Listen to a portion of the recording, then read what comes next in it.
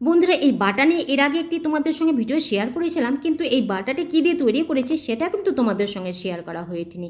তাই আজ তোমাদের সঙ্গে ভিডিওটি শেয়ার করছি। প্রতিদিনের খাদ্য তালিকায় খাবারের প্রথম পাতে যদি নিয়মিত এই বাটা রাখা যায়, তাহলে কিন্তু আমরা অনায়াসে বিভিন্ন রোগ প্রতিরোধ ক্ষমতা বাড়িয়ে তুলতে পারি। এতটাই গুণাগুণ রয়েছে। তো চলো তাহলে দেখে নেই। তো দেখতেই পাচ্ছ, আমি আগের দিন রাতে 10 থেকে 12টা কাঠবাদাম ভিজে রেখেছিলাম। তারপর দেখো খোসা ছাড়িয়ে নিয়েছি। আর কাঠবাদামের গুণাগুণ কম বেশি আমরা সকলেই জানি। চুল আর ত্বকের জন্য ভীষণই ভালো।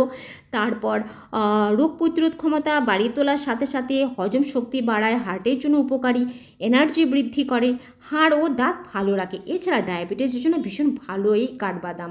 তারপর দেখো এখানে নিয়েছি সাদা তিল। সাদা তেলের গুণাগুণ কিন্তু কম নয়।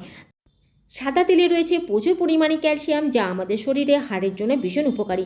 ক্যালসিয়ামের পরিমাণ যদি শরীরে ঠিক থাকে, তাহলে বয়সকালে অস্টিওপোরোসিস রোগের হাত থেকে কিন্তু সহজেই আমরা রেহাই পেতে পারি।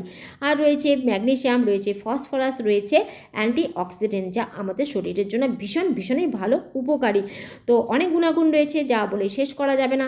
তো দেখো, পুষ্টিকর হবার সাথে সাথে একটু স্বাদের দিকে খেয়াল রাখতে হবে। একটি কাঁচা লঙ্কা, অল্প পরিমাণে একটু লবণ দিয়ে তো কাঠবাদাম আর সাদা তিলটাকে আমি ভালো করে বেটে নিলাম।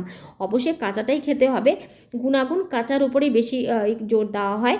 তো সকালে আমরা কাঠবাদাম কাঁচা খেয়ে থাকি। তো এই বাটা যদি প্রতিদিন রাখা যায়, তাহলে কিন্তু দুটো গুণাগুণ আমরা একসঙ্গে পেতে পারি। তো দেখতেই পাচ্ছ বন্ধুরা, খুব ভালো করে বেটে নেবার পর একটু কাঁচা সর্ষের তেল দিয়ে ভালো করে মেখে নিলাম। গরম গরম প্রথম ভাতে এই বাটা রাখলে পরে কিন্তু মুখের স্বাদ তো বাড়িয়ে তুলবে, তাছাড়া কিন্তু রোগ প্রতিরোধ ক্ষমতা অবশ্যই বাড়িয়ে তুলবে। তো ভিডিওটি কেমন লাগলো অবশ্যই আমাকে জানিও। ভালো লাগলেও জানিও, না লাগলেও জানিও।